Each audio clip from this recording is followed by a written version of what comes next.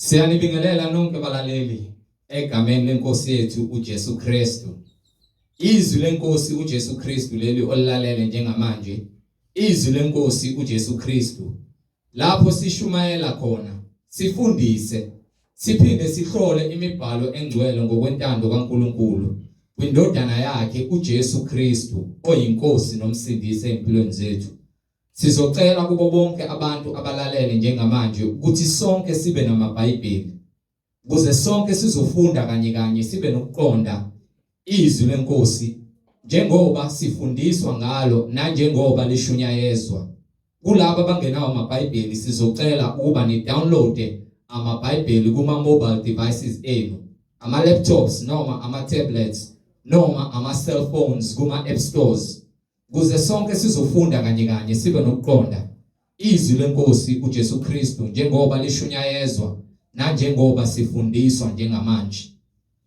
Kulabo abalalele emva kokulalela abazofuna ukubhabhadiswa egameni lika Jesu Kristu ukuba bathathe imininingwane oyibonayo escreenini wabukele, mawulalele ngicela ulalelisise kuze uzothola imininingwane. Nalabo abanemibuzo mayelana neBhayibheli ungenakho ukuqonda kule ndlela yokukholwa esikuyo, indlela ekumele sihambe ngayo siphile ngayo enguJesu Kristu oyindlela neqiniso nokuphila, ukuba uthathe imininingwane uyibuze imibuzo onayo uNkulunkulu evumile ukuze uzoba nokuqonda. Nalabo abanofakazi, inkosi uJesu Kristu isikunikezile ufakazi ukuba ubuthule kuzo zonke izindlebe ezilaleleyo ezimisele ukufinyelela eqinisweni ngobufakazi bakho. uNkulunkulu evumile ukuba nawe ukuthumela ufakazi onabo ukuze sizobruthsela kuzo zonke izindlebe ezimisele ukulalela izwi lenkosi uJesu Kristu. Ngizoqala nge-email address la sizokwazi ukuxhumana khona ethi izwilenkosi.ujesukristu@gmail.com, izwilenkosi.ujesukristu@gmail.com. Ngilandelise ne-cellphone number noma i-WhatsApp number la sizokwazi ukuxhumana khona ethi 066 566 9245, 066 566 9245.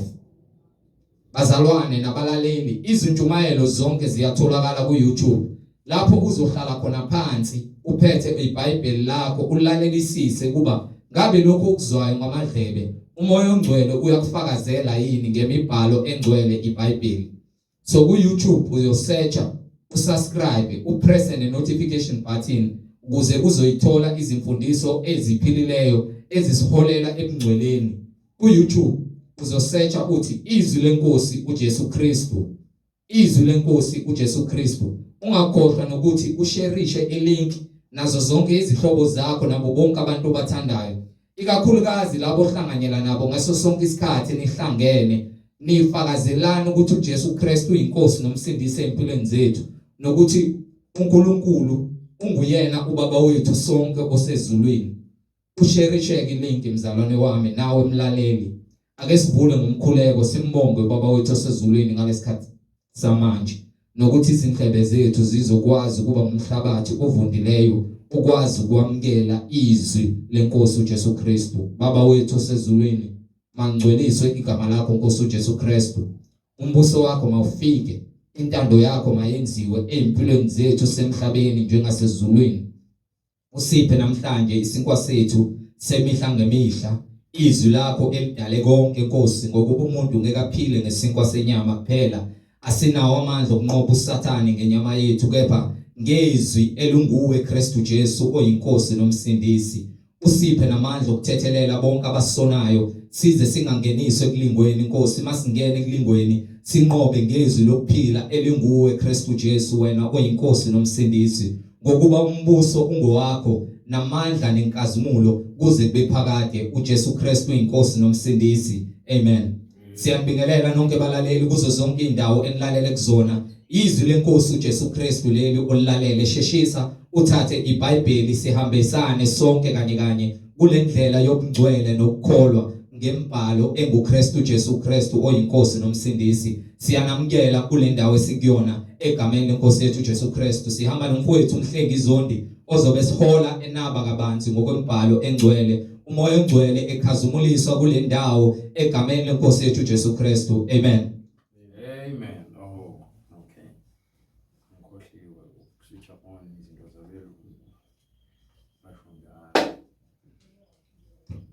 1 2 1 2 Siyanibingelela bazalwane egameni lenkosi uJesu Kristu, inkosi nomsindisi, umnini mandla onke, inkosi yokulunga. Kuye kuphelele konke, inhloko nomzimba. Okudala kudlulile, isithunzi sefikile umzimba. So manje samba ke ngokulunga komzimba. Uma siza kuye ngokulunga okukuyena emzimbeni wakhe, sizoba amalunga emzimbeni kaKristu. Siyambonga uNkulunkulu uyise wababonke abakholwayo ngendodana yakhe uJesu Kristu, yona eyinhloko yebandla. Ibandla elikabani? ElikaJesu Kristu. Uyinhloko. Hallelujah. Glory to God. Leyizona ngishoyo. Inhloko uJesu, uyena ophethe konke. Mekuthiwa inhloko ekhaya indoda, so kusho ukuthi uJesu uyindoda yebandla. Ibandla umfazi wakhe. Sikhuluma ngebandla ukuba likhiqizwe nguye. Lingaphansi kwakhe, uyena obusayo. Kulabo abakholwayo uJesu Kristu. Siyambonga uNkulunkulu wasemazulwini nasemhlabeni ngokusinika lesikhathi samanje ukuthi sime la sifakaze ngezwi lakhe eliphilileyo. Usathane unamanga, siqalele imkhuba yakhe. Siyambonga uNkulunkulu wasemazulwini okuyena osinikile ukuphila. Leli izwi lenkosi sishumayelayo silithatha phansi eBhayibhelini, silinameke ezinhliziyweni zabantu. Njengembewu ethathiwe umhlwanyeli wayifaka enhlabathini. Kanjalo ke khona ke inhlabathi ke egcwele isikhotha, khona inhlabathi esematsheni, khona inhlabathi evundile. Kanjalo khona ke imbewu ezowela endleleni. Umzuzwana. Ngakho ke namanje ke ngalo izwi kaNkulunkulu ngifuna ngizwisise kahle. uJesu Kristu izwi lakhe, uJesu ngulizwi, ukhuza imimoya, ukhipha imimoya. Ngezwi likaJesu Kristu sikhuza imimoya, sikhipha imimoya. Izwi likaJesu Kristu shiya mina umoya kaJesu Kristu ukumina ukuthi ngenze lokhu akufunayo. Uma unakho noma unezindlebe uzozwe ukuba unawo umoya, abangezwa ingokuba umoya akufiki kubona. Ngakho ke asikhulumi ukuhlakanipha kwethu noma sikhulume izinto ezifunwa yithina. Ingakho ke levangeli libucayi. Ubona abafundisi abaningi besaba nje ukufunda iBhayibheli phansi bayinika abantu. Baze bakhe indlela yokulingena iBhayibheli nesoka, bakhe indlela abazococa ngayo amagama ukuze banikhohlise kahle ngezinga eliphakeme. Yabona ke ngikhulumayo nami okunye ngikuthandi ukutshela nje iqiniso. Kepha ngenxa ukuthi umoya ukuhleli kumina, sengize ngakuthanda. Sengijovekile, akusavumi ngalikhuluma iqiniso. Noma kuthiwa ngilele iqiniso liyangivikela. Kumaphupho amabi nakumanga usathana ahlasela ngawe ebusuku. Likwazi ukungikhuza ngisho izwi lingikhumbuze ngalesikhathi uJezebeli isifebe sesifikile ebusuku sifuna ukuzolala nami ngokamoya. Umoya ingcwele ukwazi ukungikhuza ngokuba yini yena ukwazi ukukuvikela lapho khona wena ungakwazi. Ngoba phela kamoya wazi lutho wena. Wazi izinto zalenyameni. Ngisho ungakholwa kangakanani, kepha usathana uzokuhlasela ebusuku lelo. Ezokukhumbuza ipast yakho, akulethele yonke inhlobo yobuhle bamanga nabantu besifazane obaziyo nangabazi bazofika ephushweni bafuna ukuzolala nawe. Kepha uma unoJesu ngokweqiniso uyakukulwela. Ayikhuze loyo moya, iboshwe. Igama likaJesu elokubopha imimoya. Noma ngabe muphi umoya, angikhathali. Mesikhuluma levangeli sikhuza imimoya, sibopha imimoya. Ubabone behleli la lemimoya le babusa abasabuswa yiyona sebebuswa uJesu bakholiwe ekutheni kuJesu unokuphila. Yakhuzwa imimoya kubona ngegama lika Jesu. Umoya ofebe wakhishwa ngegama lika Jesu. Umoya wamanga wakhishwa ngegama lika Jesu. Umoya wenkanuko wakhishwa ngegama lika Jesu. Umoya womtshontsha wakhishwa ngegama lika Jesu. Umoya wokuhlumezeka uzikhathaza ngezinto ezikude nawe zakhishwa ngegama lika Jesu. Ngilona kuphela. So uma uzobheka mina wena ngeke uzumuze uJesu. Ngiyapha umuzo uthatha iBhayibheli lakho livule uzomuzwa uJesu. And uthi ngiyakuba nomusa kulabe ngiyakuba nomusa ubona. Ngibe nozwelo kulabe ngiyakuba nozwelo kubona.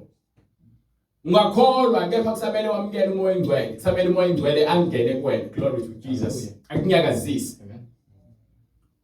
Kukhona ukukholwa ukuthi uyakholwa ukuthi uJesu uyinkosi. Kepha kusamele wamukele. Njengoba kubhaliwe phansi ukuthi ke phendukani yini lawo nalowo babhathiswe egameni lika Jesu Kristu. Uphendukile ngoba ufikile izwi kuwena. Wakholwa ukuthi uyisono. Uyisoni. Wasuyaphenduka wathi ufuna ke manje ukugezwa izono zakho.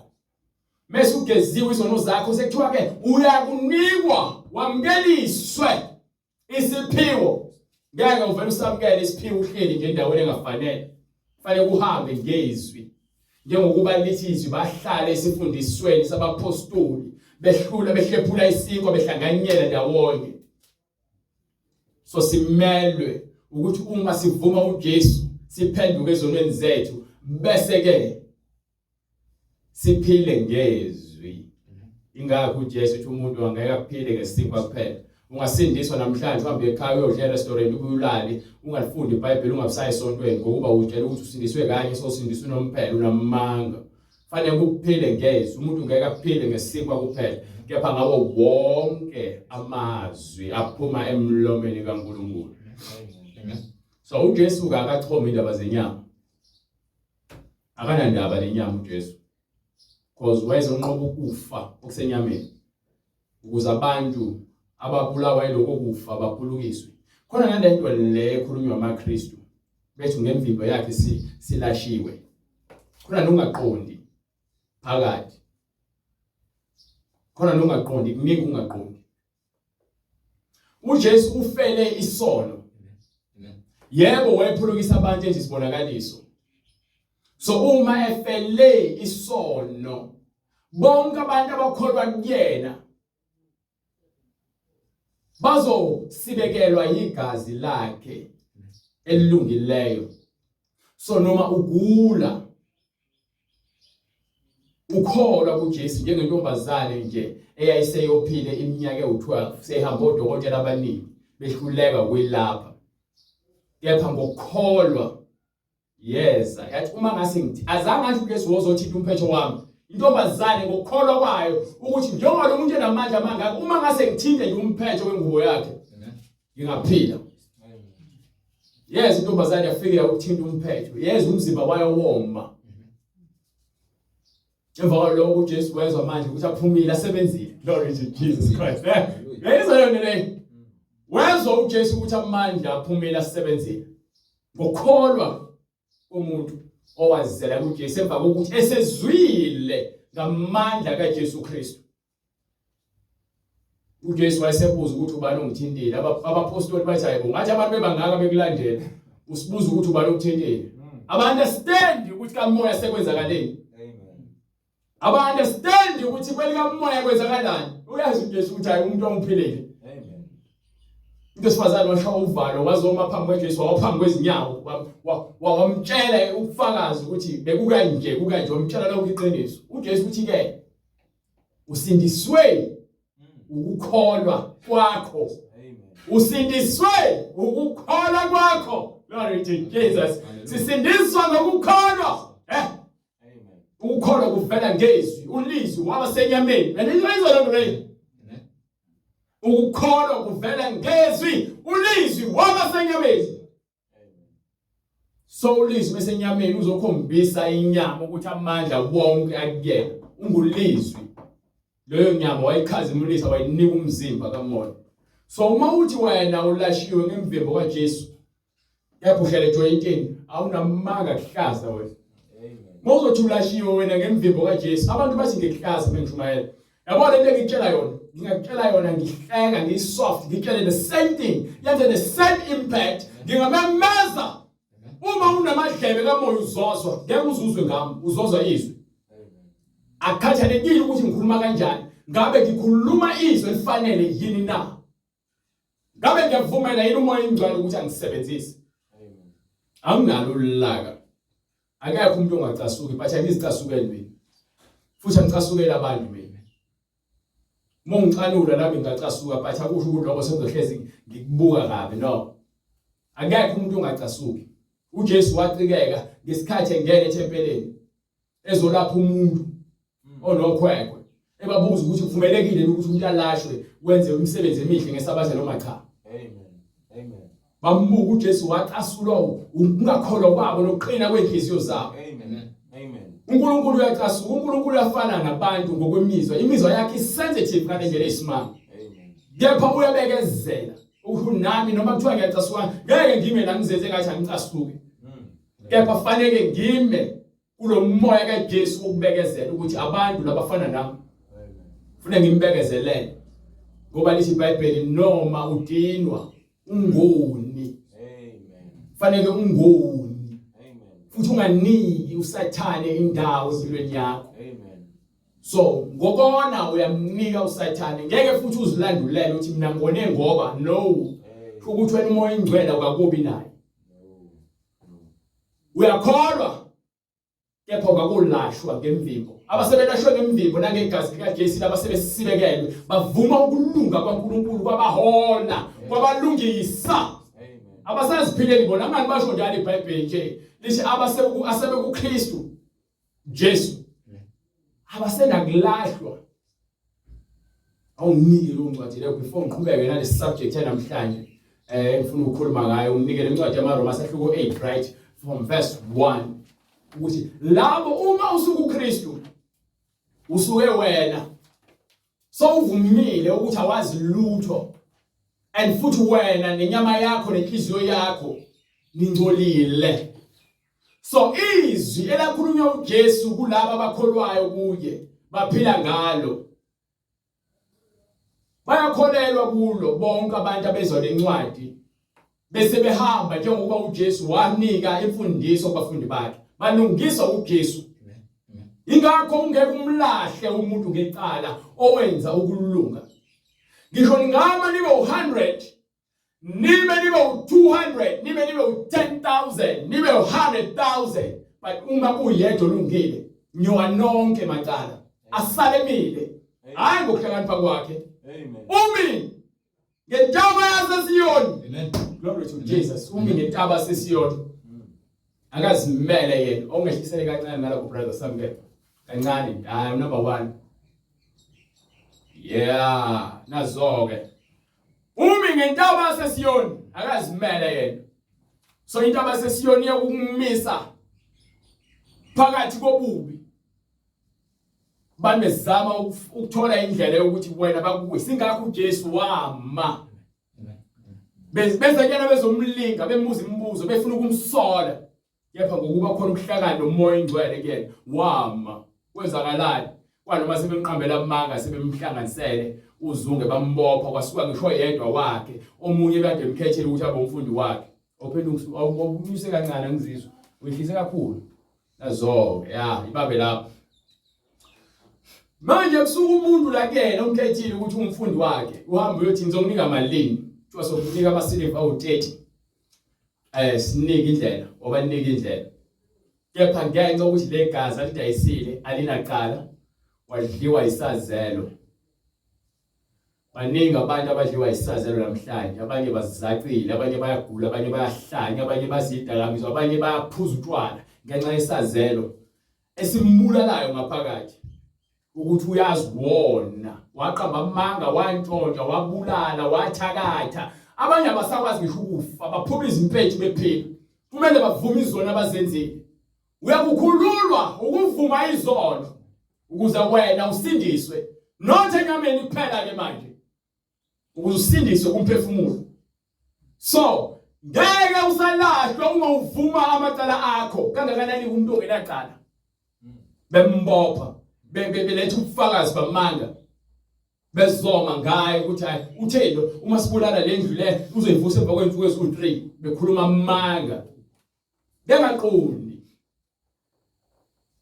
baletha lonke uhlobo lofakazi thebe sebesithola indlela yokungena ukuthi usitshele phela ukuthi ngabe wena uyindodana kaNkulunkulu noma cha uthi hayi sho kahle yabona emva kwela uzohlala kwake sokunene sikababa hawu yini samele sikhulume yini samele sisho unenkala senze njani ngaye basho bonke asimbulaleni kufanele ukufa noma uPilate esembuza ethi mina amthwali icala nje kulo muntu ngenze njani ngimkhiphele uBarabha noma uJesu hayi sifuna uBarabha wenzeni uJesu kanti abafuna ukuzwa ngoJesu abafarisi nababusi nabapriests abakhulu bathi ufanele ukufa Pilate wageza izandla bathi mina anginakwenza igazi lalomuntu bathi abantu basho bona eqala bathi no igazi lakhe lisezandleni zethu nabantwana bethu eqaleke isingane ngokukhohlakala kwabo still uJesu wama wazithulela yini uthi konke kufanele kwenzeke kuze kugcwalisa konke ukulunga uyazi ulungile uyazi ukuthi ufanele ukuphila yena kepha manje yena uyinkosi futhi uzola ndokubusa kwakhe emhlabeni ngisho akunika uSawuli wabona ukubusa kwasemhlabeni wonke amakhosi alandela afika akhohlakala uJesu wazoba inkosi yangempela glory to Jesus emhlabeni nasezulwini bambethana esiphambanweni babethana inyama yafa inyama wayesefa lo yafakwa etsheni ethuneni yavalelwa wayikhaza imlisa ngosuku lesithathu esebuya phansi emathuneni koshumayeza labo ababekhona ngesikhathi sikano abangazwanga bebatshela ukuthi mina nginkosi ngiyabusa ezulwini ngiyabusa emhlabeni glory to Jesus ngiyabusa ngaphansi komhlaba wabuya emva kwaloko ukhaza imlisa umzimba waseqhamuka phakathi kwabo wathi ukuthula makube nathi bathuka umlando kaJesu unamandla ufakazi bakhe bunamandla bonke abanofakazi ngamandla kaJesu empilweni zabo bathola amandla because ngeke bafune ukuphinde kubini lapho khona uJesu bakhiphele khona angithi kwenza abantu abanjena ke futhi ngendaba ngiyazithanda indaba zeBhayibheli zimnanda glory to Jesus uthi ke uJesu sebenzele izibonakaliso zokuthi badle base ke ethe sehambile wawela umfula bamlandela bese bemfica ngale bengazi ufike kanjani sebembuza ufike kanjani ngapha mfundisi usethi ngiyazi ukuthi nina awubanike lencwadi leBright sahluko 6 incwadi kaJohane sahluko 6 sukela from verse 25 Bright ngifuna bayizwe ukuthi abantu bathini basebethina abapostoli ababemlandela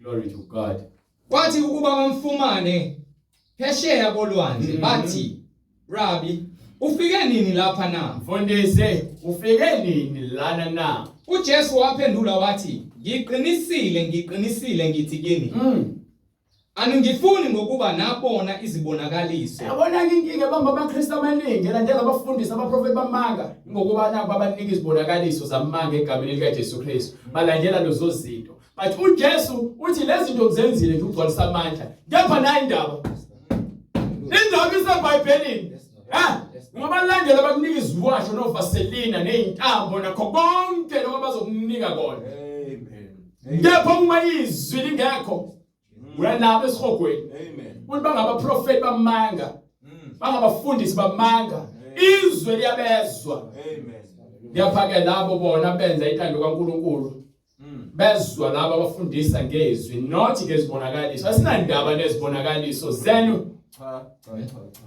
sinandaba nezwi hallelujah glory to Jesus Christ you understand aningilandelanga nina ngoba naku nibone izibonakaliso ngoba nidile nisebenzela izesu ngiqinisile ngithi ngiqinisile ngethembela aningifuni ngokuba nabona izibonakaliso kepha ningifuna ngokuba nadla izinkwa nasuthu. Nisebenzela ukufitha izisu imphefumulo yenu. Dololo ifile yomile. Ningasebenzeli ukudla Ningasebenzeli ukudla okuphelayo. Ke umuntu akana kuphila ngesenkwa kuphela, kepha ngawo wonke amazwi avela emlomeni noma aphuma emlomeni kaNkulunkulu. uJesu ungulizwi, wilolozwi eliphuma emlomeni kaNkulunkulu. Uma ethi ke mina noBaba simunye, konke uBaba ngikhombisa kukona ngiyakwenza. Ngifundisa uBaba, ufundisa umoya ingcwele umzimba. Wenza isibonakaliso ngomoya ongaphakathi kuyena. Akukho nokwela athi ngiyazenzela mina okwami lokho. Nina nisebenzela indlala, nibulawa indlala yenyama. Nihambe niyothenga yonke lento abantu ayisela yona. Ngokuba nifuna ukuceba, nifuna ukusutha, nifuna ukucwebezela niqoke kahle, nifuna ukubovela bahleke. Okwesikhashana ukuba izwi alikho kwena. Ukulunga akuveli ngokuthi wena ucebile noma uyahlupheka noma ngokuthi wena uhlalaphi noma uqhokani. Akusho ukuthi ulungile lokho. Ukulunga ubuhlakani bukaNkulunkulu. Uma sowulizwa izwi lakhe ulenza, then songasibala ke nabantu abahlakaniphile ngoba kuthiwa uqala kwakho ukuhlakanipha ukumesaba uJehova. Amen. Ngikhuluma akakufundisa ukuthi ukhulume, akakufundisa uNkulunkulu, akufundisa ukuhlakanipha. Ngeke nginike futhi umoya ingcwele, ngisho ubaba wakho, ngisho ipresident, ngisho ke noma ngabe ubani lowo othonga ukuthi nami phambi kwakho uyakufundisa noma uyakusiza. Mina ngivula ukuqonda ukuze uma uhamba nendlela yokholo uzibonele phansi into engifakazayo. Umoya ingcwele ke umnika ukuhlakanipha. Hayi mina. Mina nje ngiyiveseli mina. Lapho khona uJesu Kristu afuna ukusebenza imisebenzi yakhe. Ngokuba uthini ke? Ngiqinisile ngithi kinina ke okholwa yimi uyakwenza lemisebenzi nangaphezulu. Amen. Amen. Mina ngikholwa uJesu ngezwi. Yingakho ke sebenza imisebenzi yakhe ethi ngisebenza uBaba kuze kube manje. Nami ngiyasebenza ke ngeke ngiyeke. Amen. Glory to Jesus. Go ahead, brother. Ningasebenzeli ukudla okuphelayo, kepha usebenzela ukudla okuphelayo. Kepha ukudla okuhlala kuze kube ngukuphila okuphakade. So, nayi into efuna niyazi futhi ke bazalwane, nani bahedeni, nani bazenzisi. Mina njengoba ngishumayela, angizincengeli nako yedwa umuntu ukuthi akholwe, kepha ngiveza amandla nokuhlakanipha kwaNkulunkulu njengoba noJesu wenza. So anginakuma la ngizame ukuthi ngimdobe ngohlelo oluthize ukuze nina nizoze nizokholwa ukuze mhlambe nizogcwalisa inkanuko yami ukuthi nakho ke ayike bangenile bonke ke baningi esontweni ukuthi ke le plan yami yasebenza bese ngikhumela le plan yami sengifile mina. Angina strategy la. Ngithi bright sihlola imbhalo vula imbhalo bese ayibize ubright ngokuba simoya munye sikamoya oyedwa. Ningasebenzeli ukudla okuphelayo. So uma besebenzela mhlambe ukuthi ibandla libe likhulu bese sibe nemoto sibone sesinendle enkulu segcwele abantu besokwazi nathi ukuthi siqhamba amanga sifuna indlela ukuthi sinibizele nize kuthina nizokhokha sibone ukuthi hayi cha siyasebenza thina hayi plan yethu isebenzile bright no noma ngashumayela 15 years ngishumayela 10 years ngishumayela 50 years Shumayela umphefumulo wodwa. As long umphefumulo uhlezi ekumesabeni uNkulunkulu. Amen. Singangisiza ngani ukuthi ngibe nofuwe ngelabantu uqhaqaba into ezingezwa. Engizoke ngizijabulisa ngokuthi uNkulunkulu phela uthandani njalo hey nina nabantwana bakaNkulunkulu no ningasebenzeli ukudla okuphelayo. Asebenzeni ukudla asebenzeni indlala.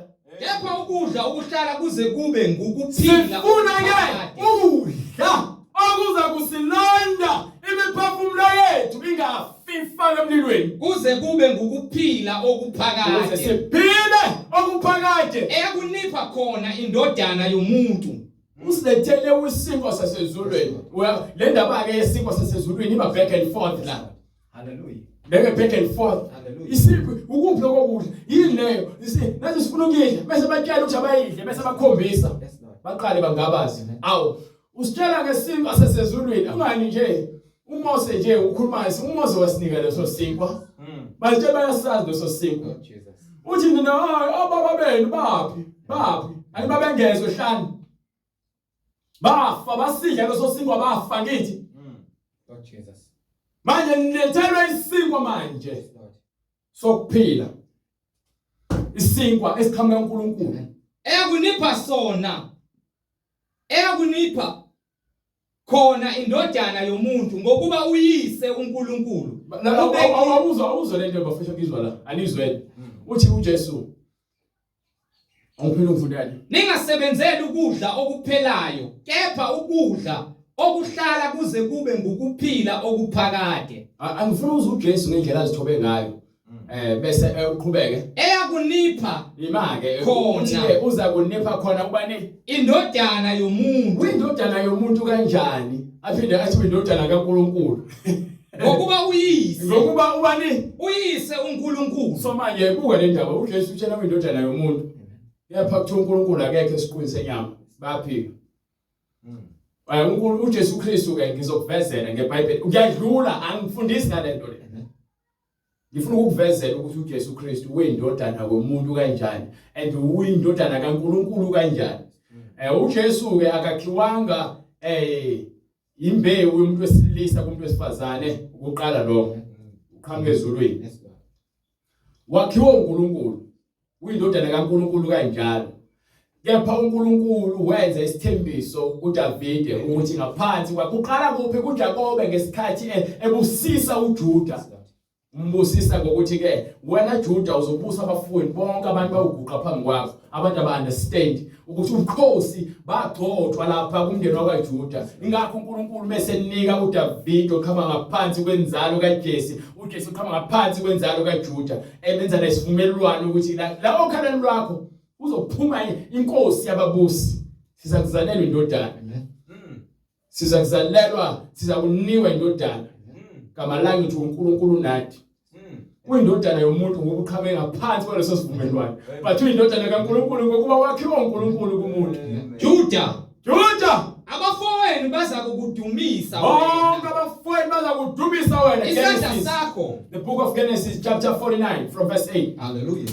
Juda, abafowenu baza kukudumisa wena. Go ahead. Isandla sakho siyakuba sesijingweni sezitha zakho. Isandla sakho siza kuba sesijingweni kusho ukuthi wena uyobeka isandla entanyeni ezitheni zakho. Uyobeka isandla bacindezela bonke abantu abaphikisana nawe. Amadodana kayihlo ayakukukhothamela. uJuda uyibhongo lengonyama. wenyuke empangweni. Ndodana yami uguqile ulele. Uthulu uzothile because lokho mengisho uJesu ngibheka amandla akhe ngendlela azothe ngayo. Umuntu onamandla. Kepha manje uhle njengomuntu ozothile. Ukhuluma izinto ezokuzotha. Kepha amagama akhe aqinile. Anyakazisa abapriest nabafarisi nabasadusi nenkolo namakhosi nezikhulu. Azinyakazisa afike lokwenyanya ngokuba yini umuntu oneqiniso kulabo abangcolile. Ufana nomuntu ofike azobanyakazisa kulokukhohlakala kwabo abaveza umuntu babo. Uguqile, so uzothile, ulele njengengonyama. Ulele usothe njengebhubesi nanjengengonyamakazi. Ubani oyakumvusa na? Ubani oza kumnyakazisa? Intonga yobukhosi, amandla okubusa ayikusuka kuJuda. Ngeke azasuka ngakho kuJesu ke bese uyahamba. Ngifuna bavezeleke manje ngencwadi yamaRoma. Angifuni ukuthi sihlale la bright ngeke ngifuna lahleke. Hallelujah. Ngifuna ukuthi sibuyele. Glory to God. Lord Jesus. Ncwadi nginika incwadi yamaRoma sahluko 1 from verse 2.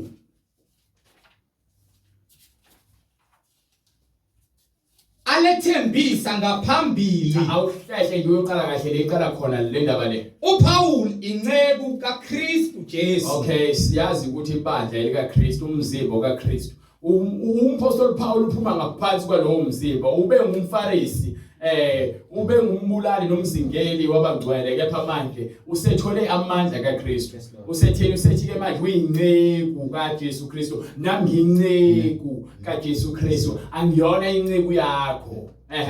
Umpostoli obiziwe. Umpostoli onjani? Obiziwe nowahlukaniselwe ivangeli. Wahlukaniselwe ivangeli likaNkulunkulu alithembisa ngaphambili. Alithembisa uNkulunkulu leli vangeli ngaphambili ngabaprofeti bakhe emibhalweni engcwele. So uma ufuna ukwazi ngayo yonke lento ekhulunywa iBhayibheli ngamanje hamba ufunda iBhayibheli, ngoba ngeke ngize ngivulele iBhayibheli lonke manje isikhathi ngashona iminyaka ngaphela iminyaka. So manje uma uthi ufuna ukwazi ukuthi yakhulunywa nini lento le, hamba uqala kwincwadi yaGenesis. Hallelujah. Ukhuphuke nayo. Woza nazo. Mayelana nendodana yakhe. Manje uNkulunkulu akukhuluma mayelana nendodana, asilalelelike ukuthi uyindodana yakhe kanjani, uyindodana kaDavide kanjani, ukuthi lento engishilo ngeke izifane nalento ezoshiwo la manje. Go ahead. Mayelana nendodana yakhe eyavela enzalweni kaDavide ngokwenyama. Ngokwenyama uvela kaDavide, eyabonakaliswa ngamandla. so ngokuba wakhiwa uNkulunkulu uMaria uvele ngamandla ukuthi uyindodana kaNkulunkulu So, ngokomoya wobungcwele. lalelake umoya weza wasibekela uMaria, wakha ingane, kwase kuphuma ingane. Leyo ngane ke ngoba ingane yakhe ubani? uNkulunkulu, ingane kamoya, kodwa ngokwenyama ingane yayephuma ngaphansi kwesivumelwano sikaDavide. So uyindodana kaNkulunkulu ngobungcwele, ingakho uNkulunkulu eza kuyena ezongena kuyena azomnika wonke amandla. Asezulwini akamnikanga mhlambe u5% njengathi thina sibuye sinikwe kancane, yena wanikwa wonke. Uphethe konke. Amen. So mina ngingaba nginokuhlakanipha kokushumayela, kepha khona umunye ozokwazi ukuprofeta, khona umunye ozokwazi ukuvangelize, khona umunye ozokwazi ukubeka abantu izandla basindiswe. Amen. Amen, brother. Amen. Yena unikwe konke Jesu Kristu. Amen. Amen. So ngeke uzungitshele wena ukuthi ufana uJesu wena. Ukhulu uthi mina ngumprofeti uBushiri. Ngumprofeti uMbhoro.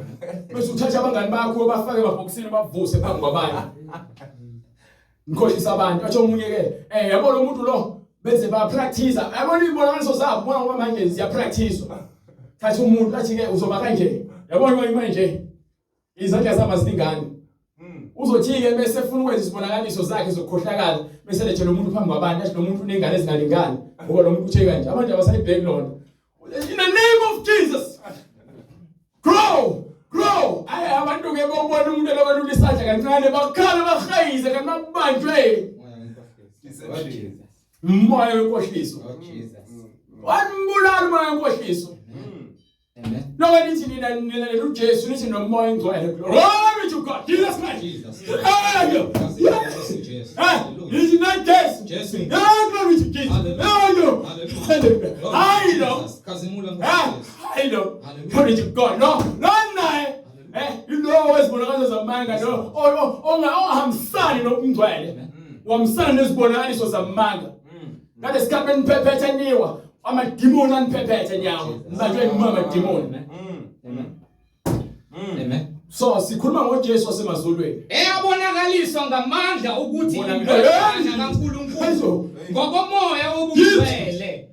Ngokuvuka kwabafileyo. Wavuka abafileyo. uJesu Kristu. Wena babukuyena. uJesu Kristu uyinkosi yethu. Azi uzobhalekela uyingalaphi. Kwela ngale kwencwadi yakhe uJohane sahluko 6. Ake ubaleke. Levangeli elezwi. uJesu ungulizwe enyameni. Abakholwa kuye bakholwa ngokomoya nangeqiniso. Ukuba uNkulunkulu wethu ungumoya. So sifuna yena, asimfuni ngezibonakaliso. Ningasebenzeli ukudla okuphelayo. Ningasebenzeli ukudla okuphelayo. Kepha ukudla okuhlala kuze kube ngukuphila okuphakathi. Sebenzelani ukuphila okuphakathi. Ekunipha khona indodana yomuntu. Ayakunika khona uJesu Kristu. Ngokuba uyise uNkulunkulu ubekile uphawu kuyona. Ufake uNkulunkulu unike yena amandla. Lo phawu lamandla lawa azowabonakalisa kubantu njengoba banika izinkwa nje sebelandela ukudla izinkwa basalandele manje izwi abanika lona. Ulona phawu lolo olugcwalisayo ukuthi lo okaNkulunkulu lo ngeke ukuphilise futhi lo ungahambe uyoshona nolwazi lwakho olulande eBible school. Yes Lord Jesus. Noma olulande ku Sunday school. Nifundiswa abantu besifazane izinto eziphambene nezwi. Lord Jesus. Baningi abantu besifazane vele abasibiza abafundisi bafundisa izinto ezingekho kubantu. Amadoda amadala nezintshebe athi amen emangeni. Ngokuba ngivumele ingcithakalo yokukhohlakala izoma nemva kwepulpit. Umuntu osifazane akavumeleki ukuthi ashumayele namafundisi amadoda. Lo madoda enifundiswa abantu besifazane nize yo. Anamgogodla. Amen. Akhathali ukuthi ngathi hayi ugcotshwe wena. Uyedwa umuntu ogcoba abapostoli uJesu Kristu. Amen. Agcobanga umuntu wesifazane noyedwa. Hayi nje unganoma iSamaritani lahamba layotshela abantu lahamba lothula ubufakazi. Amen. Azange lize labe loshumayela, mele loshumayela ngifuna ukukhombisa leBhayibheli ukuthi yathini lishumayela. Hayi nje wathi uMary Magdalene wathi akahamba kwaPostoli ukusho wena wamthuma wathi akahamba awubatshela ukuthi nizongifika eGalile. Yes Lord. Amen. Manje ukuphi ukushumayela lapho? Angisho bana uJesu yamthuma angeke kuphambanise ukuthi uthini uJesu uqamba amanga sikhohlakala. Wesekhohlakale ngokuba wena ufuna ukuzakhela kwakho. Bulawa inkanuko. Amen. Uthi uJesu kubafundi bakhe abawu12. Sebe u11 manje ngithi ngoba lo ufile Judas Iscariot.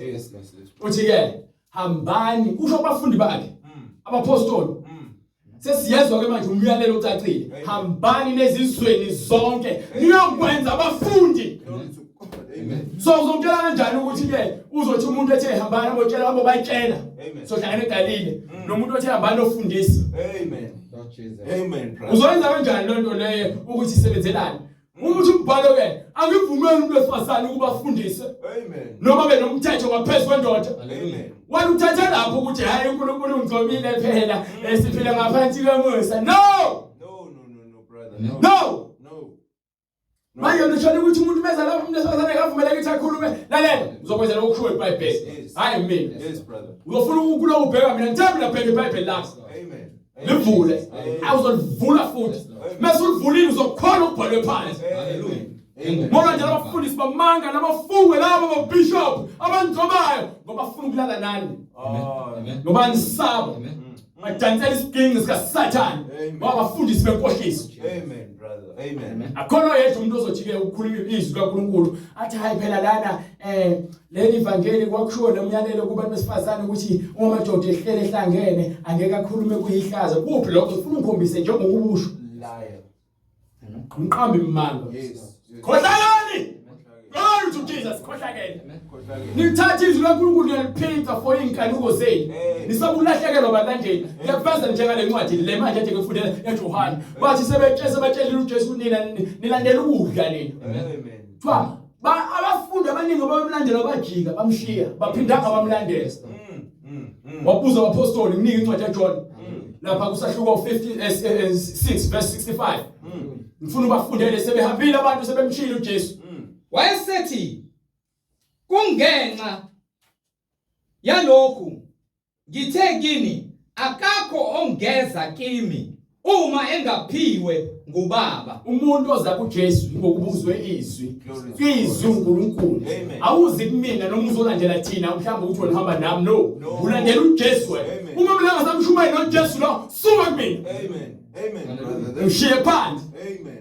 Ingakho simtshela sithi phumani emabandleni enu. Amen. Phuma eZayoni.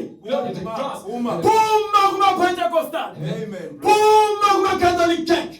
Phuma eShambe. Phuma emadlozini. Amen. Phuma esangomeni. Ngokuba baningi abangalaleliyo, Baningi abangafuni ukuzwa. abakhuluma ize Bakhuluma inkanuko zabo. nabakhohlisayo. Bagcwele inkohliso nenkohliso ikakhulu abokusoka labo babayakholwa izikhohlakalo ezinkulu ezifaka okholo namagawuni aphinki ibona labo uJesu akhuluma ngabo bathi abafarisi bafaka izingubo ezinde ezinhle behambe befuna ukubingelela emakethe behlala ehlalweni ephambili ekudliwa khona abamelwe ukuthuliswa manje nje iBhayibheli abamelwe ukuthuliswa ngikukelela ngathina ngale iBhayibheli leli sikhuza imimoya ebamba abafundisi benu ebambeni namakholo siyayikhuza le mimoya abachitha indlu iphele ibandla likaKristu liyaphela abantu bayabhubha ngenxa yokuthi abantu abamile la kwi-pulpit bagcwele umoya kaSathane befundisa okungafanele bafundisa amanga nenkohliso ngenxa yenzuzo embi bathanda imali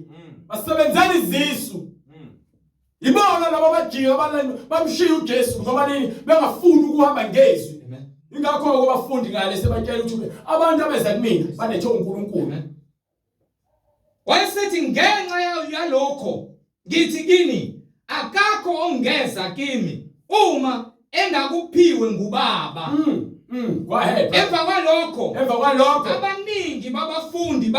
kwalokho abaningi babafundi bakhe bezani babuyela emuva ababe besahamba naye izindaba ayidonto namhlanje ukuthi ubona abantu benqashi mabandleni befuna izibonakaliso zamanga into ekhona le iBhayibheli ngiyazithanda izibonakaliso zamanga uJesu wabenzela ezangempela abazange bakholo kangakanani ke thina soshumayela ivangeli kuthiwa hayi bancengeni phela abantu bafuna akho khona kulayini la haleluya ngakho yedwa utomela ncengwe ngakho wena wamkela ivangeli fanele wena uzithobe manje kuveza umuntu bakho yabona ngesikhathi umuzi sekentabeni basala benza ithole ledoni ngegolide umuzi besebuye lisho iBhayibheli ke abantu uMoses wabona ukuthi abantu bazinqumisile bakhumulile sebenqunu ngenxa ukuthi ke sebevumele isono sangena ebandleni usuke selinqunu bese nivumela abantu besifazane bagqoka amabhuluku esontweni nivumela ukuthi kudayiswe iziwasho nivumela ukuthi abantu besifazane bangambuza amakhanda selinqunu ansahabi ngokuhlakana nangezwi kaNkulunkulu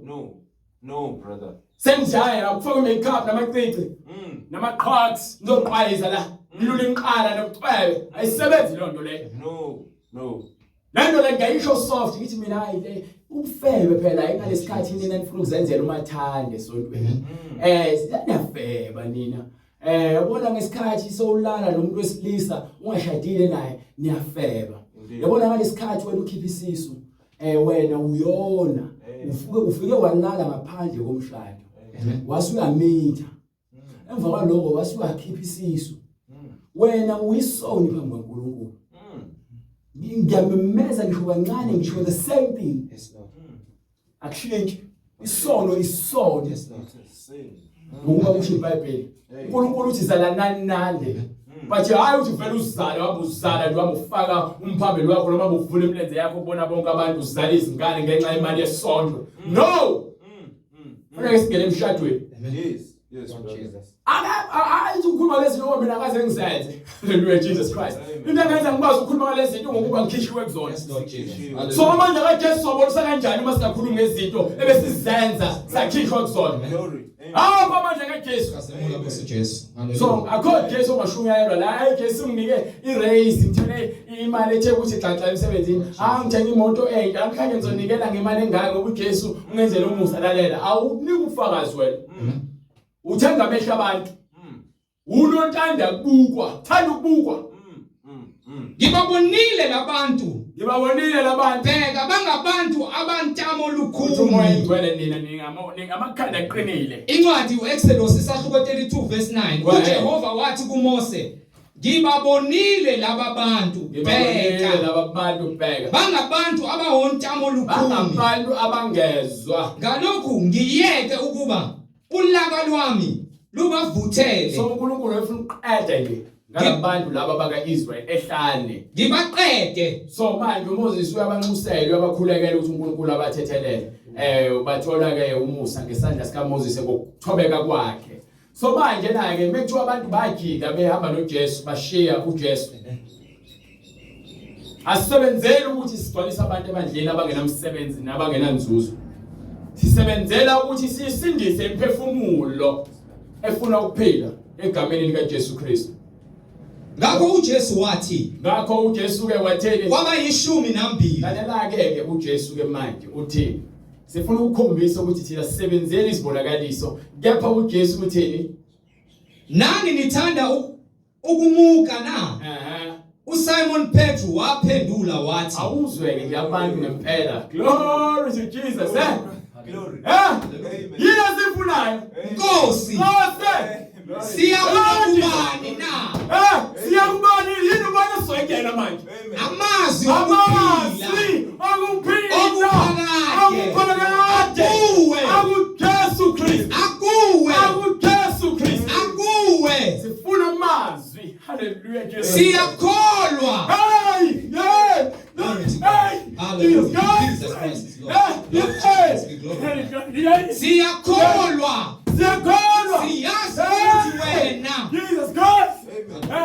siyakholwa siyazi ukuthi wena ungongcwele kaNkulunkulu haleluya siyazi ukuthi wena ungongcwele kaNkulunkulu haleluya siyazi ukuthi kuJesu ungongcwele kaNkulunkulu omuphakade uJesu ungogcotshiweyo okaNkulunkulu glory to God hayi lo Jesu enimfuna ngezibonakaliso zamanga sifuna lo wezwi uJesu waphendula wathi yabona lo wezwi ucasula usathane eqashile enhlizweni yomuntu aqasule usathane eqashile enhlizweni kaMfundisi kanje fika umfundisi phambi kwabantu ezenze into engcwele kuyinkemba fika usathane aveze kulo mfundisi wakho kwistabane lo mfundisi wakho uyathakatha lo mfundisi wakho uyothanda kaSathane isandos hallelujah understand hallelujah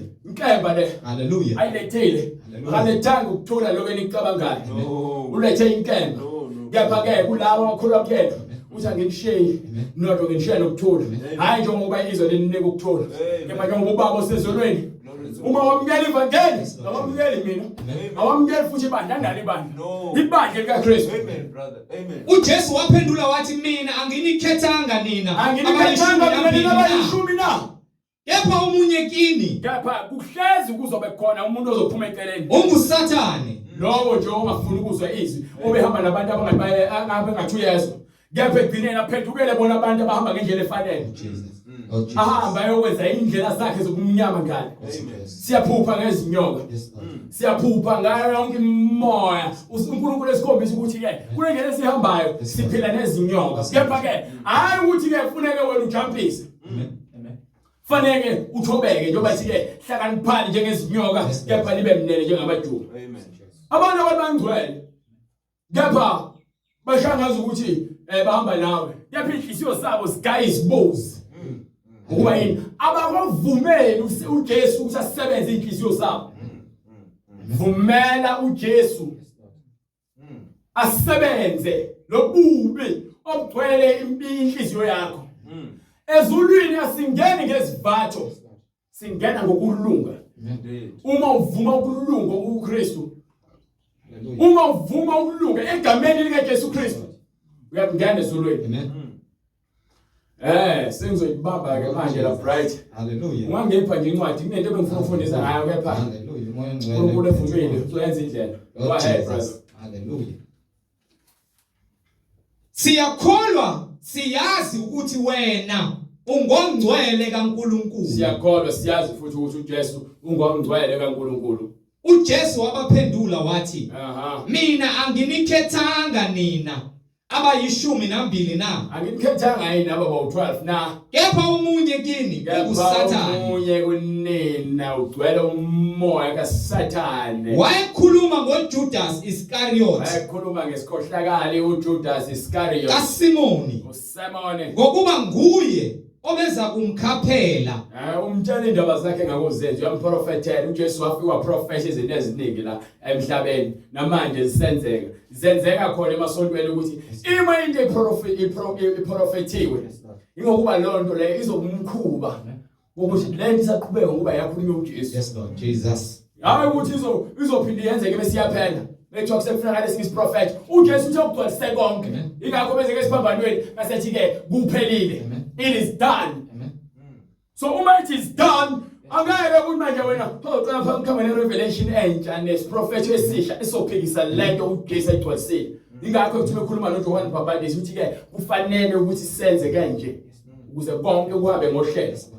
Lobufakazi buqinisile. Lobufakazi buqinisile. Ngalokho ke bayalisise. Ayizwa iBhayibheli lithi ikhuthaza abantu ukuba mabayalisiswe ukuze baphile ekukholweni. Ukuze baphile. Ukukholwa bazalwane akukona ukugqoka izingubo eziwuhlobo oluthize bese uyahamba esontweni yocula lifaka imfaniswano. Ukukholwa kungakholwa umuntu ongazayo esontweni adlula umuntu ogqokile uniform ophathe iBhayibheli ngenxa yokuthi ukulunga uyakwenza. Ingakho ke abafarisi behlele esikhundleni athi uJesu bahlele esihlalweni sikaMose athi konke abanikela kona kwenzeni kepha nikuhlole ningenzi njengabo ngokuba bona bayakhomba bese bangenzi bayasho bangayenzi. Nakhona ke uJesu uthi ke kubona izifebe nabathela isibentela zingena kuqala embusweni kaNkulunkulu kunani mina bazenzisi.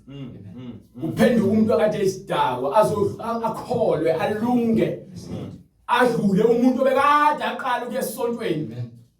Usezwamile impunga khona le mpunga khona imilo ebhisedayini wena uphika ubudala bakhe sikhohlakala. Abazenzisi. Lokho mina nikhuluma ngabanye abantu ukuthi ubani ingane engahloniphi ingane engakuthenga ukudla ekhaya akugcina lokho. Ubayalisise. Asiqale ngasesontweni asiqale lebandleni ngoba phela isincwadi yokuqala kaPeter right imoya lapha kuverse 4 chapter 4 incwadi yokuqala kaPeter kusukela kuverse 15 kuya ku17. Incwadi yokuqala kaPeter sahluko 4 from verse 15 to 17.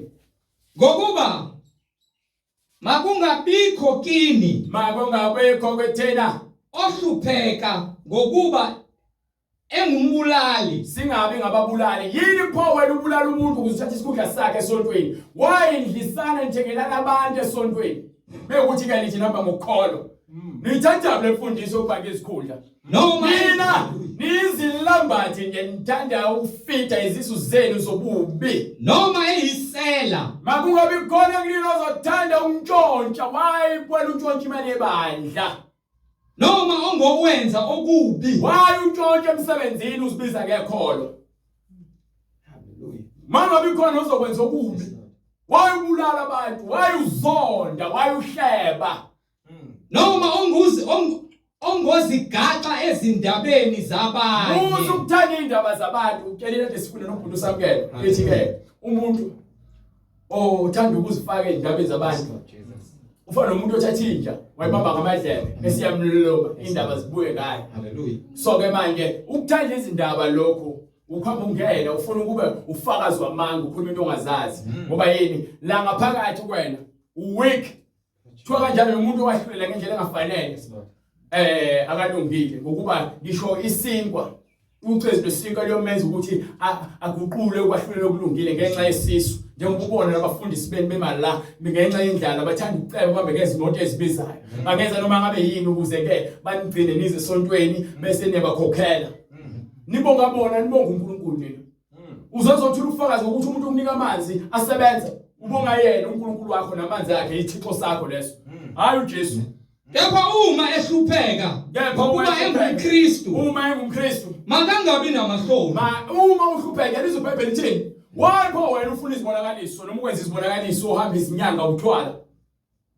Kepha ukuhlupheka sabuhlupheka kepha makadumise kepha vele uhluphekile womile uphuwa umpofu khona uhambi indaba zezizwasho lezo zihambayo usahluphekile ngoba umphefumulo wakho womile mawufe esihogweni uyosha ngokuba konke ukhula olomile yothatha lifuhluze ndawonye lifaka umlilweni ongacishi. So kusiza ngani ukujabulela ukuthi esontweni kepha uphila impilo yamanga yokusiza ngani usabuhlupheka. Yaqala ukufika namhlanje uhlupheka uNkulunkulu akayena uNkulunkulu obonelelayo kuphelele pho lokho. Why manje wena usufuna ukuthembela kubathandazi nabafundisi beziwasho nabaprofeti beziwasho? Why ukholwa ukuthi wena ufuna ukuhamba izangoma nezinyanga uthwale? Yazi mbulale ingane zenu nizisike izicucu zemzimba nonikela ngakuze nicebe. Ingcebo yakhe yakushiya ezeni njengesubula. Uzofa. Uhambo uyoma. Legazi olichithe lesalikumele likumangalela. Ungaphenduki. Hayi ukuthi ulahliwe. Wena uyazilahla ngokuba uthanda impilo esheshayo. Jesus. Hayi ngekela mina ngibona bonke abantu abaphathi iBhayibheli nabayisontweni abazojikela bangcwele. Into engcwele ukulunga kwaNkulunkulu. Kufanele sikwenze. Lezi leli kufanele liphile kuthina ngaphakathi. Ulanje noma kuthola ibuhlungu ubone ukuthi kunzima. Kepha uqungu ekhona uyozujwayekele liyoze likulungise uyozuqonde. Nongothi nomkhondo. Hallelujah. Lo noqondisa lona. Kepha umuntu balekela uzongafuni ukuzwa.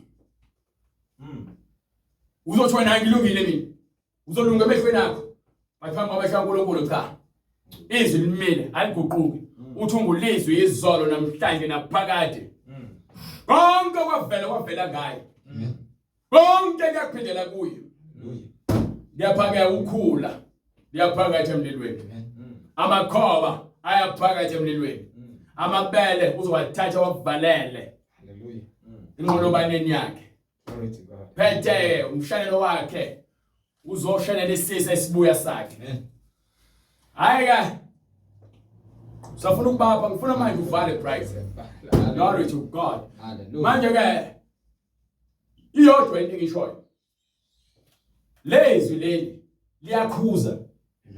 Aliphoqi umuntu. So ungawoqedi price yancwadi okweqedi. Incwadi yaPeter. Yes, Lord. 16 and 17. Yes. Lezwi leli liyakhuza. And kakhulu ke manje likhuza ngaphakathi ebadleni umfundela uverse 17. Ngokuba sekuyisikhathi sokuba ukwahlulela kuqale endlini kaNkulunkulu. So uma ngikhuluma kanje ngikhuluma nabantu ababemgaqweni mina abangakomazi uJesu. Ngikhuluma nalabo bayamazi ukuze nina nizoba isibonele nibe isibuko. Salabo abahamba emgaqweni. Bazokubona kanjani umngcwele ehlala emajoyintini libheba nabo ugwayi nifeba nabo. Niqhamba amanga nabo. Kuzoba kuphi umngcwele lapho? Yini ezoyikhuluma ufa nezoni ufakazela amanga. Ekubeni uyakholwa. Namba inkonzo zamaphasika, inkonzo zezigubo, inkonzo nelikabole emhlabeni. Yapha ukulunga. Ngalesi break oyithola encane ngathi namba amaphasika namba nemajoyintini nophuzo obhiya. Niyobhema ugwayi. Ngiyajona ngibonana ngoDisemba. Ngiyajona amabhayisini nami ngiqabulana nibuzana ngengoma nhlangano ukuthi no sisi no bhuti niyathandana niyafeba. Amaphasika. Khohlakele. Manje liyakutshela iBhayibheli ukuthi ukwahlulela kuqala ngaphakathi ebandleni. Ngokuba sekuyisikhathi sokuba manje ukwahlulela kuqala endlini kaNkulunkulu. Kuqala endlini kaNkulunkulu. Kepha uma kuthathela kithina. So uma kuqala kuthina Kuyakuba yini ukuphela kwabangalaleli ivangeli likaNkulunkulu na? Ngiyayibamba lapho ngithi ngifake full stop. Nombuzo futhi question mark efike efakwa ngalapho. Mina ngeke ngifake full stop ukuthi ngiyama la i-question mark imini umbuzo umini. Amen. Ukuthi nibe nizikhohlwe niyakholwa kepha manje anikholwa imibhalo nikholwa inkanuko zenu ngigcwalise inkanuko zenu. Ukwahlulela kuqala ngaphakathi esontweni. And labo abaphethe ukwahlulela kulungile bayohlezi bezona amakholwa. Athi ayakholwa. Amen. Athi ayingalithi iBhayibheli ungahluleli ngoba nazo wahlalela. iBhayibheli ithi iqale usula imbici zakho. Usula uhlakahla ugeza ubuso. Amen. Phume esonweni bese uyamanje uyabatshala ayike lokho ebadlela kumelekile. Ubayalisise. But manje nake ngokuba nina nifuna ukuba abantu abalungile emehlweni abo nizama ukubamba wonke amavesi ngongaqondi. Angalithi nje iBhayibheli, angalithi no, intando ukuthi ugijime kangaka ngokuba usuyaphapha. Ubayalisise. Usubanjwe imoya yenyama ubuswa inyama Ukuze baphile ekukholweni. labo abalazizo bakutshela ukuthi lokho kuyiqiniso singibambile isona siyavuma. Hayi angakofuni futhi ukuthi manje ngishintshe ngisaganga. Angeke ngize kuxake lapho ukhuluma iqiniso. Banozolo ukuthi hayi umntana kaNkulunkulu nami uNkulunkulu ngithanda njengoba yinto unamanga. Umntana kaNkulunkulu akoni. Akathi futhi awumazi uNkulunkulu wona wena. Khohlakele wena. Hallelujah. Hallelujah. Isikhohlakali. Thank you, Lord. Isikhohlakali. Esigcwalisa ihlale esonweni. Sifuna sikhuza lo moya lo. Angikhuze enye into mina. Uqamba manga igama lika Jesu. Amen. You understand? Hallelujah. Baningi incwadi ezenzo bakumese befuna ukwazi kumele bayenze noma bavala lo incwadi leyo sahluko 3 verse 6. Noma sahluko 3 Wadoncwadi olivulile. Ngifuna from verse 6. Lowo ohlala kuye akoni. Yebo baba. Lowo onayo akambonanga futhi akamazi. Ezindaba. Incwadi yokuqala kaJohane isahluko sesithathu verse 6. Yes sir. Lowo ohlala kuye akoni. Lowo onayo akambonanga. Yebo baba. Futhi akamazi. Futhi akamazi. Bantwanyana maningadukiswa muntu owenza ukulunga ulungile njengokuba yena elungile. Yes sir. Owenza isono ungokaSathane. Angitsho izindaba. Ngokuba uSathane uyona kwasekuqaleni. Amazi ke sengiyayivala la bese uBrother uqhubekile mina ngiyivalile. Indodana kaNkulunkulu yabonakaliswa ngalokhu ukuze ichithe imisebenzi kaSathane. Lalela sikhuluma ngokulunga. Angikhulumi ngokuthi umfundisi wakho utheni. Wena iBhayibheli uyalazi wena. Uyalibona iBhayibheli wami ngakungitshela umfundisi wakho usanda kwenzani. Uma engakwenzi ukulunga akanayo uJesu. Nawe ungakwenza ukulunga ukuthi uyakholwa awunayo uJesu. Zihlolisiseke wena ukuthi ngabe uhamba ngale ndlela ebhalwe phansi noma uhamba ngendlela yomfundisi wakho. Ngoba abaningi bahamba kujantshi kamfundisi wakho. Mina ngihamba ngezwi mina. Ingakho ngafuna uloke ngikhothamela abafundisi abafuna ukuthi sizwe ngabo. Hayi ungashumayeli kanje ngeke kubazuza abantu. Hayi ungakwenza lalela angikholwa wena. Ngikholwa yizwi. Ngikhuluma into ebhalwe phansi. Amen. Hallelujah. Amen, brother. So ngeke ngitshele wena mina ukuthi kufanele ngikhulume kanjani. Ngitshela uNkulunkulu ongambulela imbhala angambulelwa wena. Mase uNkulunkulu wami phela sengiyakuyeka ukusendiswa manje. Mase ngikhonza izithixo sengilalela abantu ukuba ngifune ngishumayele kanjani. Amen. Manike incwadi ezenzo. Lord Jesus. Hallelujah. Thank you, Lord. Izwi laNkulunkulu lela abona ke ngifuna ukukhombisa ngeBhayibheli. Lithi ke uthi uma ekhaya eyolandwa izinceku zika Ahabe. Bethi ke zonke abaprofeti bamanga bakhuluma izwi elifanayo nawe ufike ukhulume njengabo uthi ke ngeke ngikwenze lokho. Lokho ekona uNkulunkulu ngizokukhuluma. Kanjalo noBhalamu ethunywa inceku zakhe uziyolanda uBhala ke ethumela ukuyolanda uBhalamu. Amen. Uthi ke ufike ubiziwe lapha uthi ke uyokhuluma kufanele uthi kanje athi ke lokho uNkulunkulu ngizakusho kona. Ngoba uNkulunkulu usefikile ke nomxwayisi akupheli lapho. Kanjalo nabapostoli sebeshumayela ayibona into ukuthi ayona into. Hallelujah. Hallelujah. Amen. Incwadi zethu sebefika sebeshumayela kuthiwa nimsindise kanjani nomuntu egameni labantu. Bakhe igama likaJesu. Bathi ngasashumayela emva engale igama leli bathi ke sobheka phela. Amen. Yasobheka ukuthi ngabe solalela umuntu noma uyizwi waphela uNkulunkulu okhulumayo. Sikhuluma izwi lakhe. Uma unganithandi wena usungenza ukuthandayo. Away. Bathi ke ngeke ize ngizobalekela ukushumayela izwi. Uthi uJesu abantu abangangivumi phambi kwabantu nami ngibapheka. Angifuni ukupheka uJesu. Lord Jesus. Ngenxa abantu ababanjwe inyama. Amen. Angifuni ukupheka uJesu. Amen, brother. Angidlali ke ngalapho futhi angijiki. Angifuni ukupheka uJesu. Khohlwa no. Ningangiphika nina. Ninginyokolote. Ningizengele. Ningibophele zonke. Lord Jesus. Angisabi umuntu. Yes, Lord Jesus. Ngiyahlonipha noma.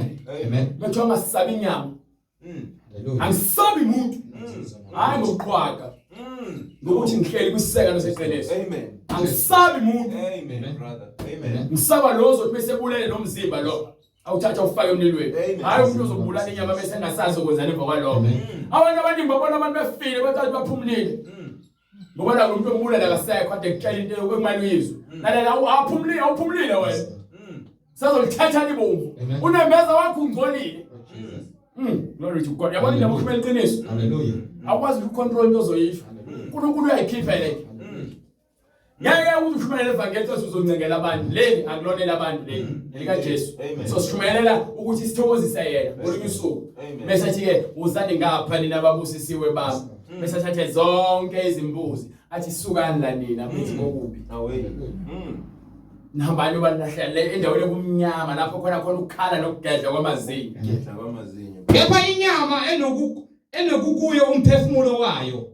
Incwadi uGenesis isahluko 9 verse 4.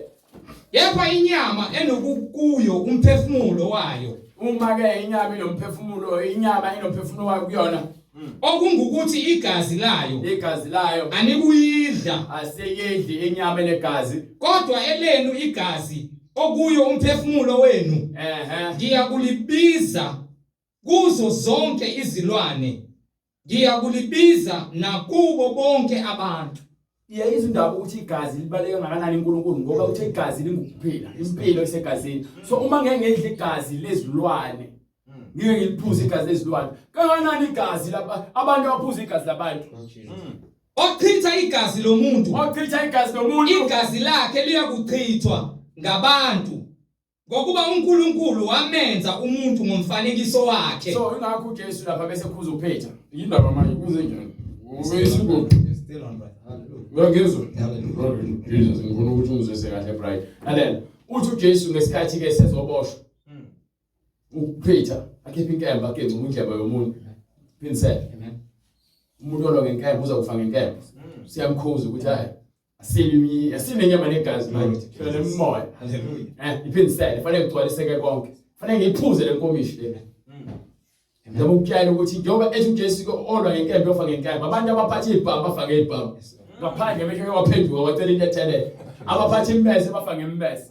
Abaphatha imithi bafake imithi. Amen. Hallelujah. Abathanda ucansi bafake ucansi. Abathanda utshwala bafake utshwala. Hallelujah. Ngakho kuthi umuntu ophatha inkemba yofa ngenkemba nothanga ukuthi sothi kuphela. Phenduka.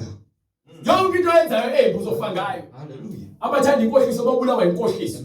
Inkohliso icela ikubulale ngokuthi ufela ekuthela ungazi lutho. Lothe bakalo sewufile ngokobulima. Bese uNkulunkulu akuthatha ayokuvezela ukuthi konke lokuhlakanipha kwakho obuhlakaniphe kwasenyameni kuphelele emhlabeni manje uzobhekana nami. Yobe sowutheni? Hayi Jesu ngicela ungixolele bengazi. Bonke baningi abasho njalo. Ingakho isigwele sithi ke ngicela nje ningilethele iconti lamanzi noma ngomuntu. Hallelujah. Thiwa akho ndlela yokuthi sisuke la size kwena. Wena ubusa ngithi indawo yakho umvuzo wakhe lo behlupheka ubhilonga ngapha. Okay ngicela ngenzeleke uncedo ke nje ngenzeleni uncedo nithumeleke phela uLazarus ukuthi ayotshela abafowethu abaphilayo ukuthi hey ngeke lempilo esiphilayo noma besiphila emhlabeni angiyona. Thiwa uyala ngesikhathi. uMoses uMoses idala afehlana. Thiwa incwadi kaMoses ibamele. Glory to God. Mase bakhona incwadi kaMoses bayithola ukuphela. Uma bengezwe abaprofeti nomuntu esebuye kufeni bangakanani abantu abanobufakazi bebuye kufeni kepha bayingcosana abakholwayo. So ngiyakutshela ukuthi akusebenzi ukuthi ubani obonane noJesu ngoba abaningi abantu babonana noJesu kepha izona abantu abafuna ukuziyeka. Ngisho wathiwa uyekile ugqoka amabhuluke ungakekanga ufebe. Jesus. Ngathi ulahle konke bethiwa kulahle but uma ungazange uhlukane noqamba amanga Sithandela kangaka. so manje wena kufanele ukhethe ukuthi kuphi ofuna ukwenza. Maningi incwadi ezenzo manje. Glory to God. Sebekuza bahlabeka enhlizweni bathi kuPetru nakwabanye abapostoli. Madoda bazalwane. Siyakwenze njani na? Ubona mama usubuza kanje ngoba uzofuna indlela ephileni. Uzofuna uJesu. uPetru wayesethi phendukani. uPetru wayesethi phendukani. Yiloyo naloyo abhaphathizwe. Yiloyo naloyo fanele abhaphathiswe. Glory to God. Egameni lika Jesu Kristu. Yabona nje mangase uzitshela ukuthi wena uyisoni ufuna ukulungiswa uzoza uNkulunkulu akhombise ukuthi wena ikuphi lo kumele ulungiswe kona vuma. Ngimla angaze ngiphume ukuthi ngisoni mina. Mengikhuleka nje ngiyavuma ukuthi inyama yokubona. Ngiyacela uNkulunkulu ungilungise. Njalo. So ngathi uNkulunkulu sengilungile phela manje kanti yini kumele ngiyenze hawu kahleni. No, brother. Sonke isikhathi ngisoni. Amen. Phendukani. Ubhalwe phansi kwincwadi yaMaroma sahluko 3 verse 10 ukuthi uNkulunkulu ubhekile emhlabeni akholwa yedwa elungile. Onke bonakele akholwa yedwa ufuna uNkulunkulu basihambela indlela zabo imilomo yabo igcwele ukufa. Thuka inhlamba. Amen. Shebana bayazondana. Bayaqalekisana. So manje uzosho kanjani ukuthi mina ngcono ngoba uzathi ke nalapha kwincwadi yakhe umshumayeli athi uqaphele ungajuka umuntu ngenhliziyo. Amen. Ungakhuluma izinto ngokuba indaba ziyahamba. Ngisho inyoni yazithwala izindaba. Amen, brother. Amen. Amen. So akufanele nje uzitshele ukuthi wena noma ngicabanga ngingcola akazi ukuthi uhlola imidlinzo uthi akukho nokodwa ukufihla yabona bright into ngayeki kula bright ngiphe phela bright ngitshele ngiyeke Hallelujah. Lord Jesus, be glorified. Khazimula Nkosi Jesu. ayikho Wena efihla ubusa konke. so uma sokuvuma ukuthi uyisonto Amen. ithini incwadi Phendukani. Iloyo naloyo abhaphathizwe Elawo nalowo phaphathezwa egameni likaJesu Kristu.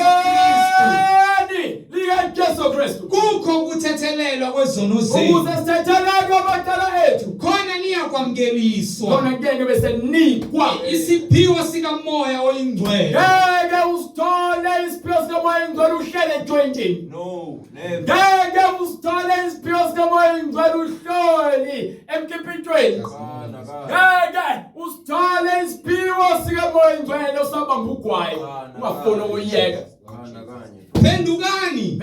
Iloyo naloyo abhaphathizwe ilowo nalowo fanele aphaphathezwe egameni likaJesu Kristu. egameni likaJesu Kristu Kukho ukuthethelelwa kwezono zenu. esithethelelo nje amacala ethu fanele sivume amacala ethu Yes Lord. Khona niyakwamukeliswa. bese ukuthi uhamba ubhabhadisi bese ubhabhadisa bevume izono zabo Amen. Amen. Senze njalo. manje sebeyabuza nabo apostoli sebeshumayela sebeyavuma njengoba sekhulumile nje bethi madoda bazalwane sokwenze nje onke angayile njalo ukuthi asho kanje usehlabekile enhliziyweni Yes Lord.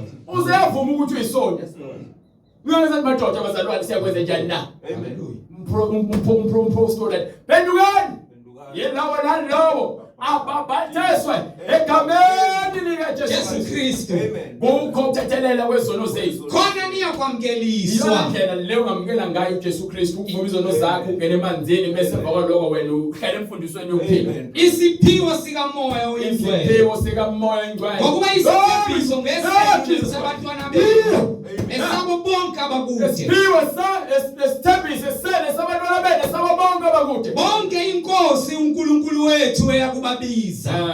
Khazimula Nkosi Jesu. khazimula yilowo nalowo fanele azizele kuNkulunkulu awulethwa ngenkani uzela wena ngokukholwa kwakho yizwi ekuyilona eladala konke elithi ke manje woza ekulungeni kokuphila ukuKristu. Zisindiseni kulesi sizukulwane esiphambeneyo. Amen. Uma ufuna ukusindisa ke uyobe sosithumelela imininingwane noma usifonele kule number oyibonayo ku screen ukuze ukwazi ukuthi ke uthola ungena emanzini egameni likaJesu Kristu kukho ukuthethela kwezono zakho ukuba ke lokhu kuthenjisiwe ukuthi ke bonke abantu abeze kuphendukeni bayakusindiswa. So sesiphendukile ke manje sifuna abanye abafowethu nodadewethu sikhuza le moya enibambile ukuthi intedele ayikhuni yona kepha ukuhamba kwesikhathi uma lokuhleli nje nezwi lenkosi uJesu Kristu le moya izoloku ishaba ngawo uJesu iyoziphuma. So namanje naye usanike isikhathi noma ungakuphenduka manje ayikho inkinga kepha lo usefuna ukuphenduka nalowo osephendukile ofuna ukubhabhadiswa osithinta nonembuzo yosithinta nalowo futhi ke nobufakazi ngamandla kaNkulunkulu empilweni yakhe uJesu Kristu uyosithinta. Bazalwane siyabonga sithi ke namhlanje umgqibelo sombona kusasa uNkulunkulu evumile ekseni ngo11 soba nenkonzo yango11 yesiZulu sibe nenkonzo yango3 yesingisi so yenze ibe past 2 right ngoba futhi ufuna usheshe baqede ngoba ufuna basheshe bahambe so funeka sisheshe sihlele yonke 2 o'clock okay yokuqala ngo11 esibili ngo2 o'clock siyambonga uNkulunkulu bazalwane sithi aqhubeka kancane siphinde sibonane khona kusasa ngamandla akhe nangothando lakhe sicela usifale umkhuleko brother. Jehova uNkulunkulu engcwele Jesu Kristu waseNazaretha siyabonga uNkulunkulu ngomusa wakho Jehova engcwele ukuba ukwazile ukusihlanganisa Jehova engcwele sithule izwi lakho kubantu bakho uNkulunkulu mdalo wezulu nomhlaba. Siyacela uNkulunkulu izwi lakho Jehova engcwele uNkulunkulu lona ehlukanisa umzimba nomoya uNkulunkulu libahlabe Jehova engcwele baphenduke ezonweni zabo njengobasho umpostoli uPeter uNkulunkulu encwadini engcwele ukuba abantu abaphenduke. Siyacela nezwi uNkulunkulu lakho leli selishumayelayo ukuba libathinde uNkulunkulu baphenduke ezonweni zabo Jehova engcwele bakholwe nguwe uNkulunkulu ukuze bazosinda uNkulunkulu olakeni oluzayo. Siyacela konke lokho egameni lenkosi yethu uJesu Kristu. Siyacela nathi uNkulunkulu sipha amandla sibambelele uNkulunkulu okholweni singadedeli Jesu Kristu ngamandla akho Jehova engcwele. Yonke imimoya kaSathane siyayibopha siyayishisa ngegama nangegazi lenkosi yethu Jesu Kristu. Yonke imimoya amanga yenzondo yokufebe nakho konke okungcola ngegama lenkosi yethu Jesu Kristu siyayishisa. Siyacela konke lokho egameni lenkosi yethu Jesu Kristu kuze kube phakade. Amen. Amen.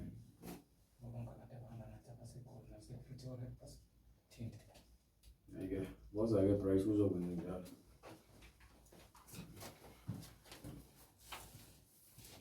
Amen bazalwane, kubo bonke abantu abaseGoli nasePretoria abahamba nathi kule mfundiso yokungcwele abangakabhabhadiswa basithinte imininingwana iku-screen. Muwazi ukuthi awukakasithindi kodwa uhamba nathi kule ndlela. Abantu abaseGoli nabasePretoria, South Africa yonke sithinteni, kakhulukazi iGoli nePretoria. Sithinteni bazalwane, uNkulunkulu emuhle siyeza kinina. So sithinteni njengamanje ukuze ungasali ngaphandle kumbhabhadiso wokungena kumanzi, uphenduke ube isidalwa esisha, ube semzimbeni kaKristu. Amen.